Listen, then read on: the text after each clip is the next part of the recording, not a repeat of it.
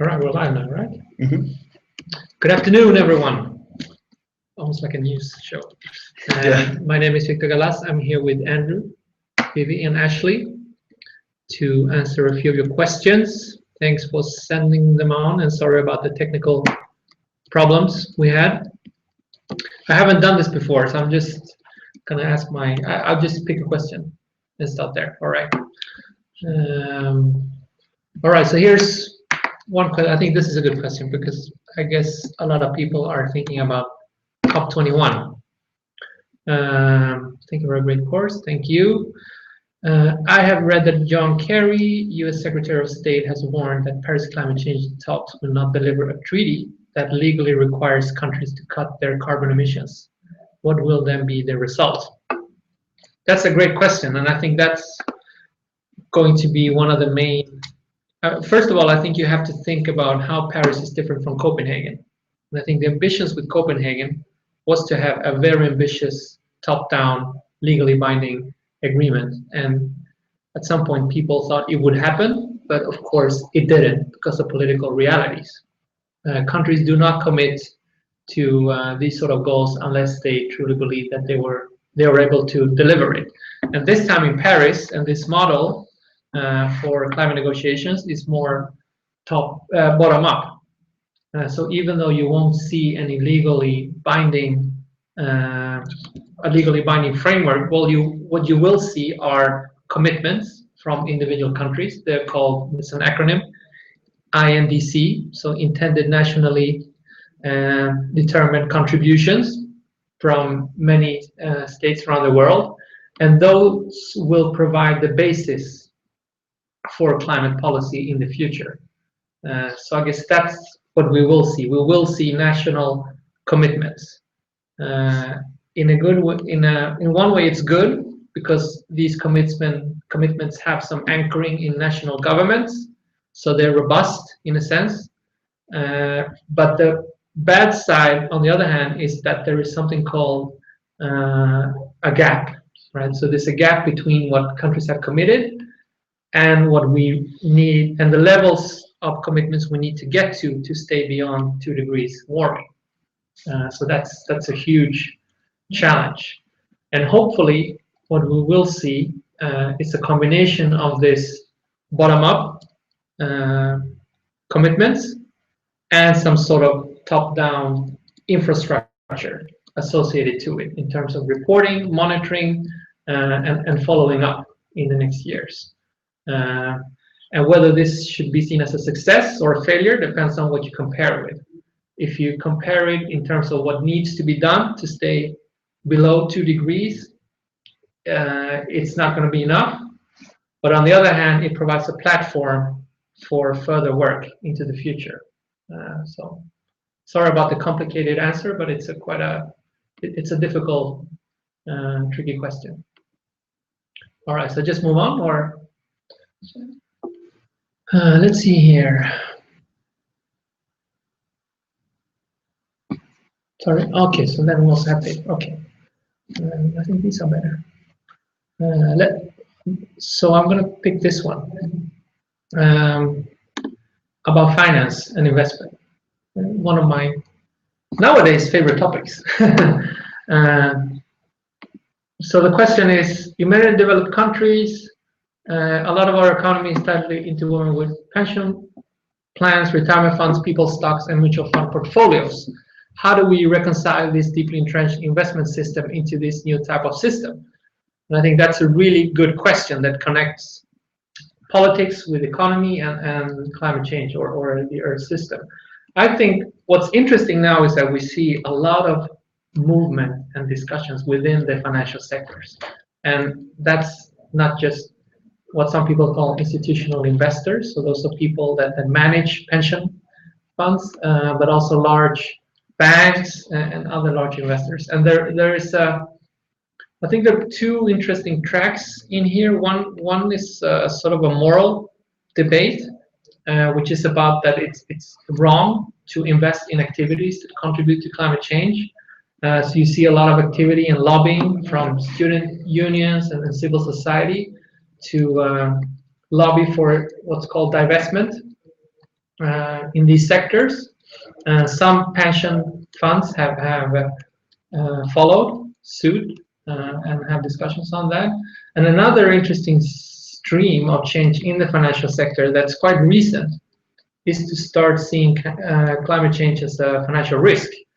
So essentially, if you have invested, if parts of your portfolio contain stocks or bonds in companies associated with fossil fuel extraction, it's not only immoral, but you're also taking a financial risk. So in a sense, a lot of very big actors in the financial sectors are rethinking the way they're investing in fossil fuels and are considering to pull out or invest in a different way. So I think this sort of integration of these sort of financial flows in ways that reduce CO2 is happening at the moment. It's a little too early to say whether it's going to be successful, but I think it's happening, and it's a topic that we need to follow closely. So thanks, Roy, for your question. I click done. Let's see here. Should I take that first one? Yeah, that's a tricky one. I'm gonna pick this one. Cool. On polycentricity, which is a nice term. It's related to connecting local informal institutions and engage citizens with formal institutions across different levels with the purpose of connecting local to global. What are some examples? Where can I learn more?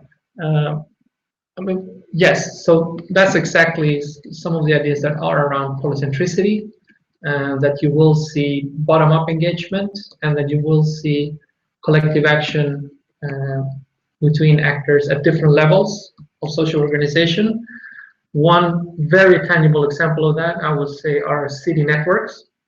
I think they're called the C40. So essentially 40 cities around the world collaborating and creating very ambitious goals for their climate policies, learning and diffusing insights to other cities in the world. I think that's a neat example, but that's just only one example.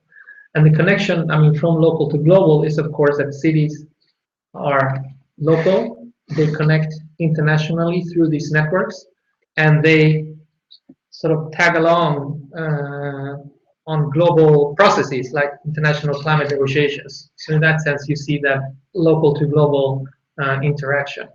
And if you're looking for more examples, I would probably look into, again, cities and the work by Elinor Ostrom, Nobel laureate, that has done some writing on that. Thanks again. So do we have another question here? From Kirk.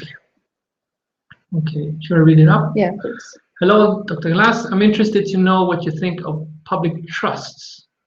One has started in Oregon called Nature's Trust. The premise is that nature belongs to everyone, and it is the government's duty to protect it. This has been legally structured. I'm not sure what that is, though. What's a trust? What's a public trust? Is that like a public?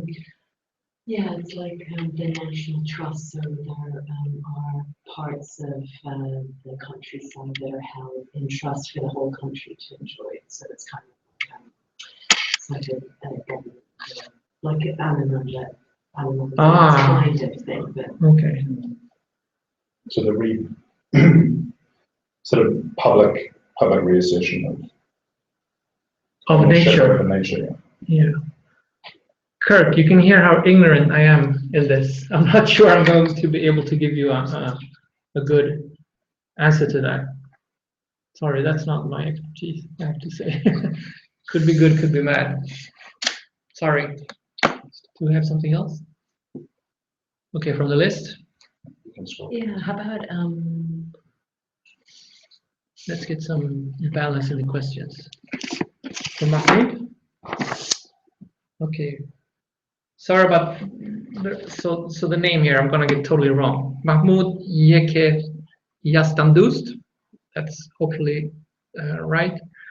What pathways can you suggest to accelerate, one, the formation of policies by government that will have a real effect in safeguarding ecosystems, and two, their adoption by the private sector?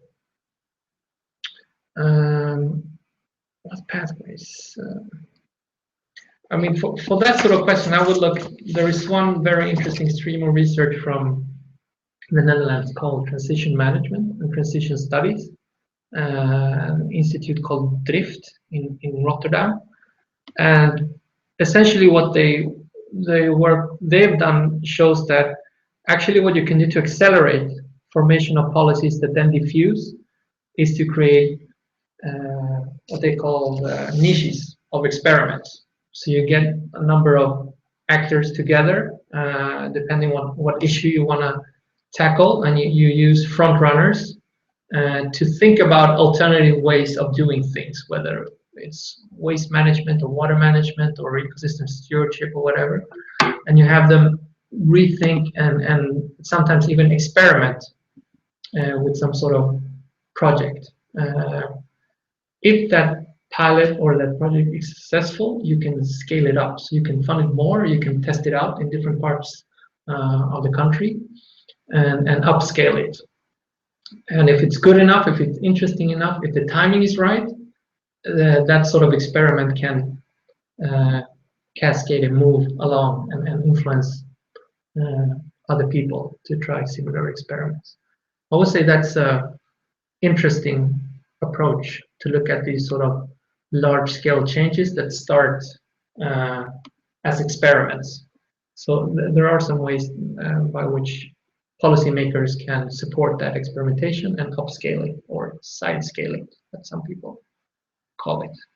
The second part of the question, their adoption by the private sector, I think what you see in these experiments is that there very often are public-private experiments. So it's not just the public sector doing things and the private sector doing things. It very often is the collaboration between public and private sector because of the nature of the problem. You often need that sort of collaboration happening. I hope that was a good enough, clear answer. Andrew, what should I answer now? There's two questions. One here, I think, about economic assistance to countries that relate to the party with respect to the right to continue to burn fossil fuels for development. And then there's a related one regarding operationalizing planetary boundaries and how basically how do you ensure an equitable distribution of per capita sort of boundaries, or should the kind of consideration of equitable distribution of boundary contributions come into the global climate negotiations? The first is from Maria Acosta.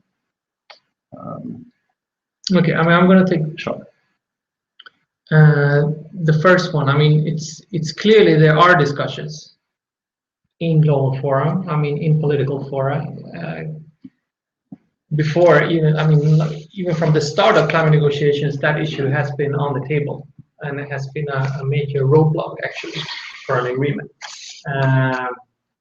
There is a emission history of the developed world, and there is a need for the developing countries to have space for development, and that's been a constant issue in climate negotiations. Now, in terms of economic assistance, I would say the two main ways that it has been discussed is, first of all, there's something called the principle of differentiated responsibility that has a key role in climate negotiations. So essentially, countries are supposed to contribute to decrease of carbon emissions depending on their capacities to do it and the level of development. So in that case, that has been factored in. And then the other one has to do with adaptation and adaptation funding, where developed countries are assumed and expected to contribute more to that sort of funding to help other countries to adapt to climate change. So that's been that has been and continues to be a big concern in climate policy and international environmental governance in general. I mean, linking to planetary boundaries and how to operationalize planetary boundaries. I mean, there should be, I wouldn't say that you would allocate budgets of planetary boundaries. I don't think that's how planetary boundaries work. That's not the idea behind planetary boundaries. They're much more dynamic. It's not about a cake that you slice up and then distribute amongst nations. It's much more complex than that. But on the other hand, that doesn't mean that there are no equity implications. I think there are very, very important equity implications of planetary boundaries. But I mean, the only person that I think has tried to operationalize it would be Kate's Raoult. I don't know how to say her name, but the donut model, the Oxford donut, which is one way to look into that. But it's, again, I don't think it's about distributing a quota or a budget. It's more about being sensible to distributional issues when you discuss planetary boundaries, which is a little more vague, maybe, but I think that's the way to approach it. So I think this is a nice question, Victor, on sort of governance fragmentation, which is something you've been working at, and maybe sort of showing the flip side of how you consider fragmentation. So I think it's a good one, particularly as it can seem like the governance system is very fragmented and therefore ineffective. I mean, it is fragmented. I mean, for sure. I think there are two things to consider, though. I mean, is that people and politicians are clever. So there are ways to overcome fragmentation. And there's collaboration across institutional or organizational silos. And in a sense, that's sort of the big benefits of living in a network society, that you do see global networks trying to overcome fragmentation and create collaboration and learning and experiments across scales. So even though it's an obstacle, there are actually ways to get around it. Another way to think about it, though, it's not only to see fragmentation as an obstacle and a problem. Actually, sometimes it could be a benefit, because you get diversity, you get a lot of experimentation, and you get a lot of adaptiveness, what some people call adaptiveness in the system.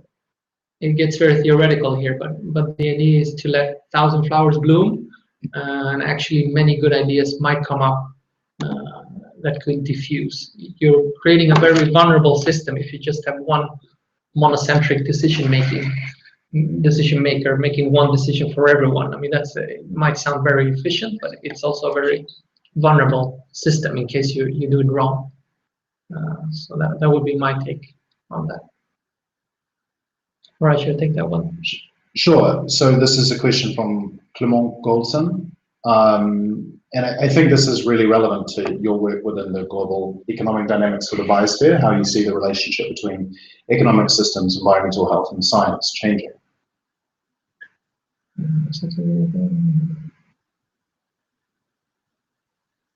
I mean, the discussions about economics in the Earth system is very, very extremely diverse, right? So I mean, even within the scientific community, there's so many different streams of economics, to be honest, and there are very different ways to approach it.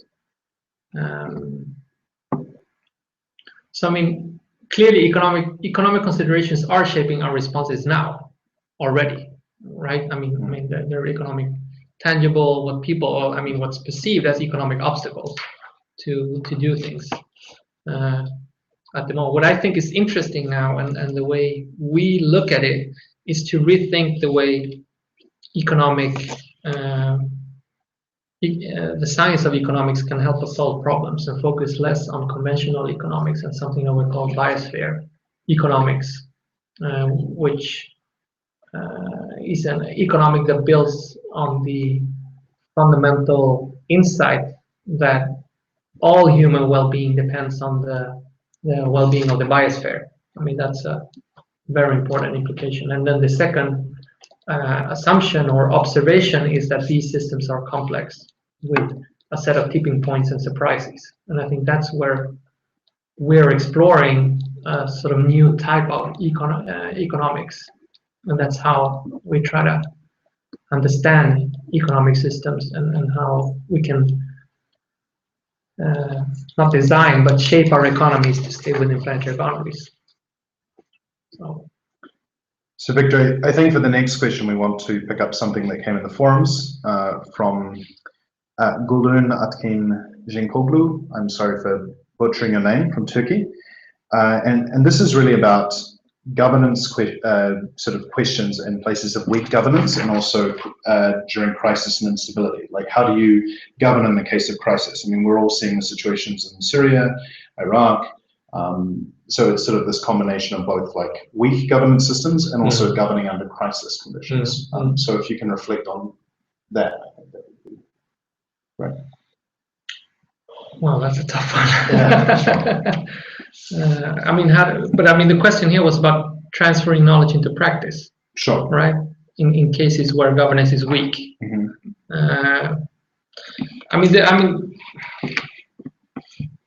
There are many examples of where that's being done anyway, right? I mean, I would probably say NGOs have a key role there, or international organizations have a key role there, depending on what sector you look at. You see, it's not only about transfer of knowledge into practice, but also the dialogue between knowledge and knowledge that comes from practitioners, and that very often happens through civil society or NGOs or international organizations. The problem is, though, I mean, and probably as the person, he or she asking the question notes, it's not going to be enough, right? I think in the longer term, if you want this sort of knowledge to have real world robust impact, you need stable governance. You need what some people call good governance. You need transparent institutions. That are accountable, that are legitimate, and that do what they're supposed to do. Right? So, I mean, there are some ways to get knowledge and practice to happen, even in weak states or in cases of poor governance. But I think if you want it to really happen and have a positive impact, you also need to build good governance. You can't get away from it. So there's actually been a number of questions that have come up in the forums and also here, but he would like to specifically take a question from Hector Pabon, who's asking about geoengineering. You know, the chance that it might actually come up as a point of discussion during COP21, and yeah, so basically to reflect on your following of the geoengineering debate and how you see it might come into COP21. I haven't seen any signals or indications whatsoever that geoengineering will be an issue to be discussed at the central stage of COP21, right? I mean, by states. I don't see that happen. I would be very, very surprised if that happens. But that doesn't mean that geoengineering will not be an issue in the public, though, in the public domain, or I mean, if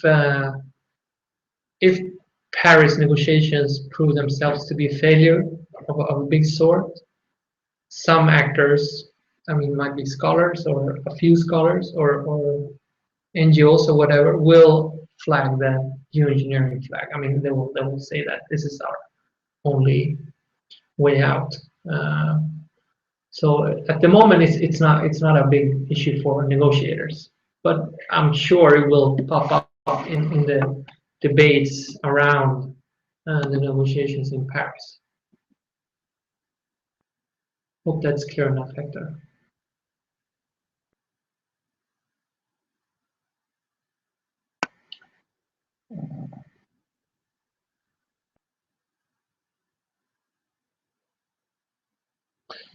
There are a couple of questions here about sort of the issue of technology and dematerialization. So someone's asked about, Connor Hill has asked about 3D printing of footwear. And then there's another question that's more generally about the role of, by Bharat Dhanuka, who's asking about rapid changes in technology over the course of the next 15, 20 years, and how that sort of changes the governing context.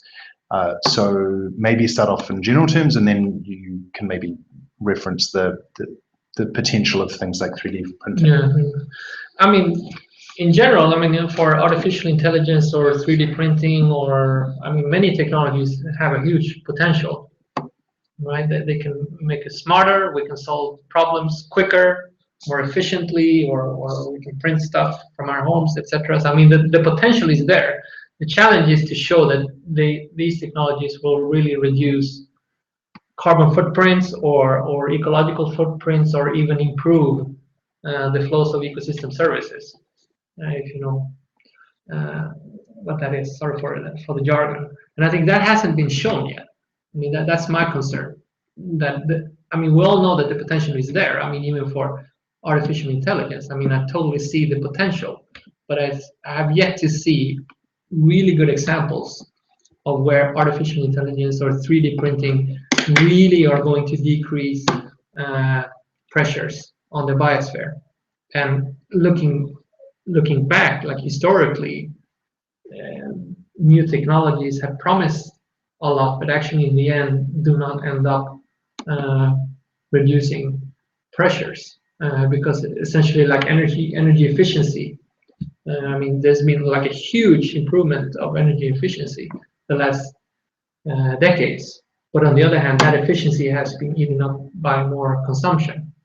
So the question is, how do we unlock these two trends? Is it possible to create technological breakthroughs that reduce pressures on the biosphere, or that improve the flows of ecosystem services? I haven't seen that yet. I'd be happy to see that happening, but at the moment I don't see it. I'm optimistic about the potential though, but we need good examples. Yeah, so, and I think that adequately answered both of those. So now I want to follow up with a question by Terry Eddy, who sort of said, you know, as part of this, they were encouraged to contribute seeds for the Good Anthropocene project, run by Gary and other colleagues. And here they're sort of talking about financing models or different ways that you can actually, like, how do you fund these things to scale them? So your reflections on that would be really great, because I know you've been working with some sort of alternative finance models. I mean, that depends so much on the scale and where you are, the context where you work for a seed. I mean, you could probably have a great idea for a seed somewhere, and then you could crowdfund it. That's one opportunity, right? So this is one alternative. In other cases, you have national governments contributing to ideas. If you have a project together with a municipality or a local community, there might be some government funding. If you have an even bigger idea and even bigger network, you can even tap into philanthropists and philanthropist funding, whether it's the Gates Foundation or the Wellcome Trust or something else. I mean, that's potentially a lot of money. But normally, what it takes is a really good idea. If you have a really good idea, hopefully you can find some funding for it, and then depending on the scale, you can target different funders, all the way from crowdfunding to big institutional funders or philanthropists. Cool, thank you. I think that really explains the sort of range of financial mechanisms that might be available. Just sort of linking back to the technology question, I think Jessie Lydia Henshaw makes a nice pushback here and sort of says that it seems like from a history that there is evidence that in fact these new technology developments don't change the pattern of growing whole system impacts. So your reflections on that, I think, could be, is it just going to be continuing to relieve bottlenecks, or do you see something, like what would it take for these technology shifts to be potentially transformative at a system level? At a way that we want them to be. Yeah, indeed. Yeah, and I mean the issue, I don't think the issue is about the technology in itself, like how the technology works. It's more about who's designing it and how we use it. And at the moment, the people designing it and the people using these technologies are not using them in a way that we would like them to, in terms of navigating planetary boundaries or staying within safe operating spaces or promoting biosphere stewardship. So we don't have, and I think the reason for that, and I think we've been working with that here at the Resilience Center, and Andrew, you've been involved, is to getting these two communities to communicate and to collaborate. And that's not really happening at the moment. These are the artificial intelligence community or IT community or the tech communities here, and then we have the resilience or planetary boundaries or biosphere stewardship people here, and they very seldom meet, right? So now is the time to get it together, and then you might be able to get some really good examples where we unleash the potential of these technologies. So I hope it will happen, but until then, the observation is totally correct, right? Artificial intelligence with no direction in our way is just gonna make resource extraction more rapid. That's my take on it. So this question is really getting more back to governance structures, and I think relates a lot to your work on networks. It's sort of when you have high connectivity among both governmental and non-governmental actors at a certain level who sort of lock in or create inertia, or means that it's very hard to create and generate space for sort of local initiatives or new ideas. So how do you kind of think about that aspect of connectivity, where you have a highly connected network, but they might be very not particularly diverse or open to new innovations or ideas? I guess it depends on the nature of connectivity, right? I mean, networks can be connected, highly connected through, I don't know, just like information flows or information sharing. And in that sense, you don't necessarily get these very strong, some people call it iron triangles in the literature. You don't necessarily get that because information flows are easy to break and to create new ones. So in that sense, you can reduce that problem. And the thing is that, I mean, in a world such as this, I mean, you see connectivity happening at many different levels and between many different actors. So in that sense, it makes the existence of these very strong partnerships, I mean, in a way that it says here, that it would hinder innovation in local initiative. It's just very difficult to keep that sort of network that powerful. I mean, there will always be innovation and local initiatives. They will find their way around the structures. So I'm not sure I don't think, I mean, what kills it? I think the question is what kills innovation, and I don't think high connectivity is the process that kills innovation.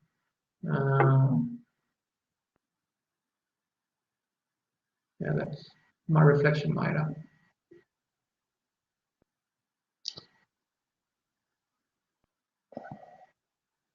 So I think this is an interesting question here. Anyways, that people out there who are part of this sort of wider community can contribute to the studies being undertaken in the Resilience Centre, or maybe more generally. So this is related obviously to citizen science initiatives, things like you know, the new accessibility or creating data. So yeah, just do you see any new models that are existing in terms of that kind of collaboration? I mean, at the moment, I want to say we have that. I mean, we have a lot of collaboration with practitioners. People have that, and we have a few strategic attempts to connect to certain types of communities, like, for example, that we just talked about, like the tech community or artificial intelligence community. We have that. But I would say one way to contribute, I mean, if you have a good idea and a good example, a good case study, I would probably use Twitter or Facebook to share it to us.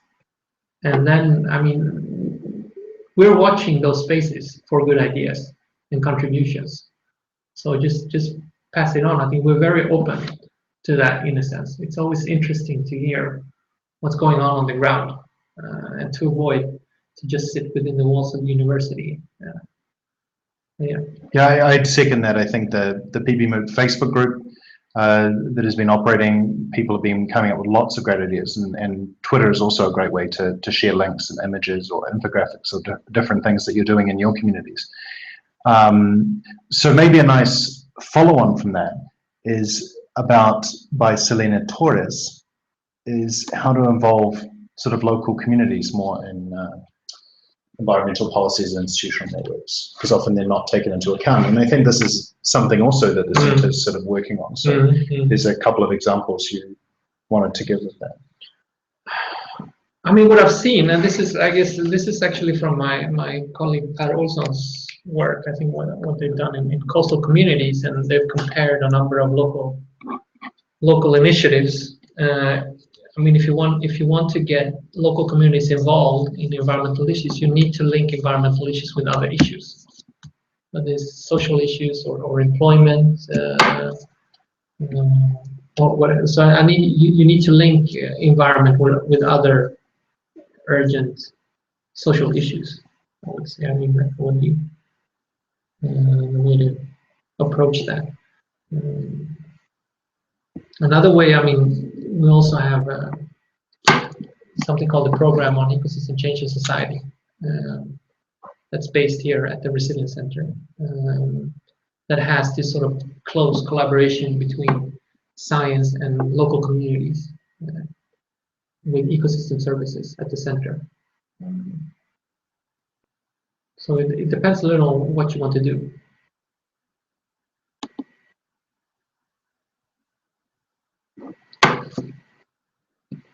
That's a really good question. Yeah. I'm very curious about that myself, actually. I mean, it's clear. I mean, my background is in political science, so I'm not really an expert on law, but I think it's really clear that something is happening in the legal domain, right? Oh, so I have to Just go shout out. Shout out to Cheyenne. Yeah. Barman, do you see climate liability suits such as the one at The Hague this year, where the court ruling required the Dutch government to cut emissions by 25% within 5 years on account of torts and human rights, as one that can and will be replicated elsewhere? So my point again was that I'm very excited to see what will happen. And we're actually organizing a workshop next year with legal scholars on exactly this point. Is there a transformative potential in law that could create changes? I'm curious to see that. On the other hand, my political science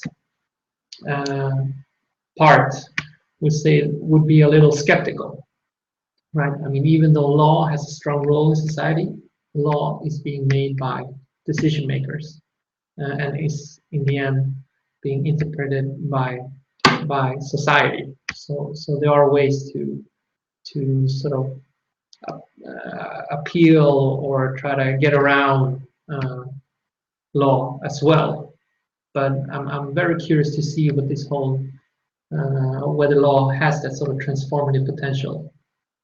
So it's a very good question. So I'll read it up. Kirk Rensmeyer. Yeah, just to draw attention to the contribution that Kirk's made about if you're interested in this notion of trusts. Okay, on the subject of public trust, I recommend reading Nature's Trust by Professor Merrill Wood. One could also Google Our Children's Trust. Okay, a contribution. Okay, thanks, Kirk. I'll look into it.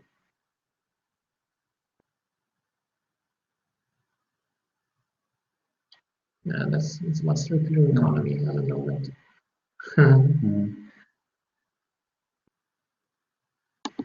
Oh, okay.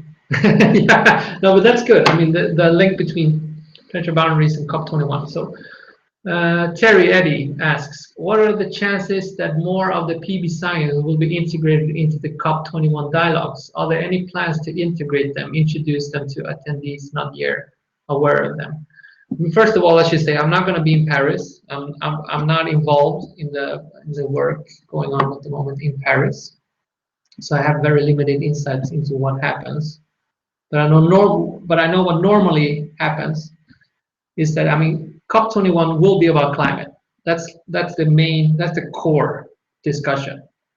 But there are a bunch of actors around COP21, whether they're what some people call epistemic communities, which are expert communities that try to get bring attention to some issues, NGOs, other civil society representatives, where other issues than climate will be connected to the climate question. So whether it's ocean acidification or land use and land use change or water, what some people call the climate nexus. So those issues are around the core of climate, even though they will not be at the center of discussions. So even though, I mean, I'm pretty sure that planetary boundaries will not be very central. It might be mentioned here and there amongst a few actors. I think issues that are very close to planetary boundaries will be discussed in Paris, not during the negotiations, but around. And I think it's important enough, right? Because I see these sort of events as learning events in a sense. So they're broadening the climate debate, essentially saying that, well, it's not just about climate, it's also going to be about climate affecting ocean acidification and food security, marine systems, or water access, etc. So it's not central, but it's going to be there. So I think nice to pick up on this in the context of sort of the recently passed Sustainable Development Goals, and as we move towards trying to get a global climate agreement. Jessie Lydia Henshaw asks, you know, maybe there is a general one-size-fits-all governance system for reorienting complex society, a systematic distribution of better information on choices better for the whole. So kind of essentially more sort of radical free information or radical transparency or those ideas around that. Do you see sort of the growing importance of our information systems as being something that should perhaps be a target and something that should be explicitly worked into governance initiatives? I think I mean, there should be, and I mean, it's been part of the discussions, probably more for, as it's mentioned, the SDG, the Sustainable Development Goals. I mean, that's always been an issue, like what to monitor, to make it available, etc. And I certainly see the potential, because when you do that, you're making accountability much easier. You're making it more easier for civil society and other actors to put a pressure on decision makers to do what they've committed to do. So in a sense, yes, it's important. But on the other hand, it's not going to be, and I assume that you don't mean that either, but it's not a quick fix sort of solution, because what information does is just provides a basis. On top of that, you need action, and you need political action, and you need action by citizens. And you can't assume, you can't take that for granted just because you have the information. So that would be my take on that. So picking up on the issue of information, another thing is how do you communicate that in terms of complex topics? And Rashna Levig asks, she's sort of thinking, you know, a lot of the time, a lot of the area where a lot of this change is going to happen is people working in regional governments, municipalities, cities, and so on. But they often find it a real struggle to actually find ways to implement these visionary goals, you know, things like planetary boundaries or SDGs. So she's sort of asking about a reflection on how you focus on making the goals clearer so they're easy to translate into tangible initiatives and meaningful actors. And she sort of asks specifically, you know, in terms of that translation, what actors sort of in the field of global environmental governance should be taking leadership on that to actually make sure that they can support these local decision makers who need to make things happen? I mean, that's extremely context dependent, and I'm thinking about, I mean, just thinking about planetary boundaries. What we can do, in a sense, and what the planetary boundaries framework does, is that it gives you a way of thinking about global sustainability. And then taking it down to the local level, I don't think should come from the top down. It has to be a local initiative interested in the issue and then translating that knowledge into something that's relevant locally. I mean, it's impossible for us to do that. I mean, we could do it, but it would probably be wrong. And that's exactly what's happening at the moment. And that translation happens at probably 2 or 3 different levels. So what we see, for example, you can have a national government using the planetary boundaries framework and then thinking, okay, how does this apply to our state? What would a safe operating space look like for this country? And then start that learning process, put in the context of that country. But then you also see collaborations with local municipalities. And in that case, they reach out to us and then they say, we're interested in the planetary boundaries framework. We want to apply it in our local context. Can you help us? And in some cases, we're able to do that. But we do that by just providing our perspective on it. I mean, we cannot, and we're not able, and we don't want to give, we don't want to define what the local context needs to do. That's a local process that needs to include local knowledge and local values.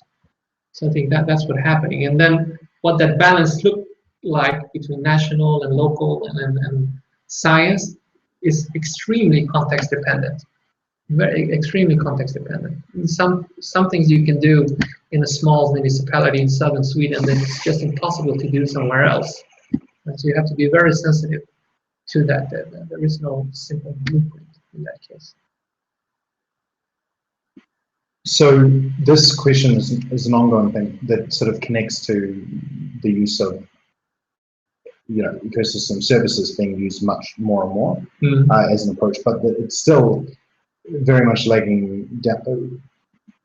What's lagging is sort of the inclusion of aesthetic, artistic, educational, and other sorts of spiritual values, or ways of how do you build those things into governance systems. So I think you can answer this both in terms of ecosystem services, but more generally about how do we kind of take a more richer and imaginative approach to our governance systems that support sort of human flourishing and all its diversity. Yeah.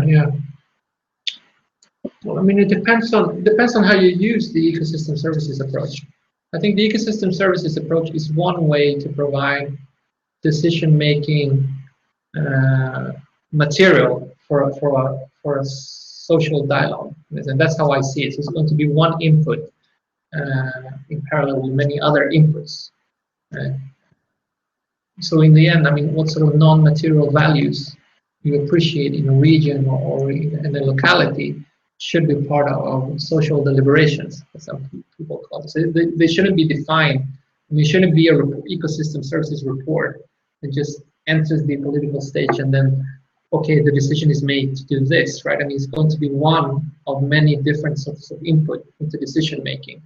And if citizens value these other non-material values more and they want to make that more explicit, then they should use their influence to make it happen. And I don't think you can't squeeze in too much into the ecosystem services approach. I'm not an expert on that, but I mean, there's a limit to what you can do with it. But on the other hand, think about how you design decision making and then make that ecosystem approach as one important input amongst other sorts of inputs that you need to make decisions. That would be my take. So I think it's important to answer a question from Maria Teresa Costa that she put through on the forums for before we had the technical issues. And this was about basically trade agreements and how they affect the ability for countries to implement governance decisions. I mean, as many of you will know, the Trans-Pacific Partnership has just been signed by the US. So how do you how does that start to rub up against each other? These sort of developments in global governance versus these large-scale trade pacts, which sort of constrain the approach that different countries can take and how creative they can be in terms of coming up with governance systems for environmental sustainability. That's a really good question. I mean, we know from our field, we know that, I mean, there's something called the chilling effect from trade agreements on environmental policy.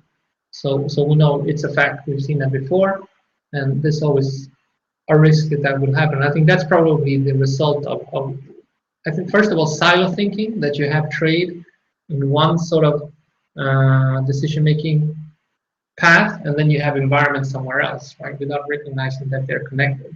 So that's one thing. And then the other thing is, of course, that in many cases, these sort of trade regimes have a stronger weight in decision-making. So it's essentially, they're not parallel, but actually one is on top of the other. And I mean, the only way to change that is to make sustainable development more of a priority, a political priority. I don't see that happening in another way. I mean, technically, there are ways you can do that, right? I mean, you can put environmental and social concerns into trade agreements. You could do that if you want to. The question is that in some cases, decision makers don't want to, but it doesn't mean that you can't. So yeah, I mean, it's clearly a concern. So we have about 3 to 4 minutes left.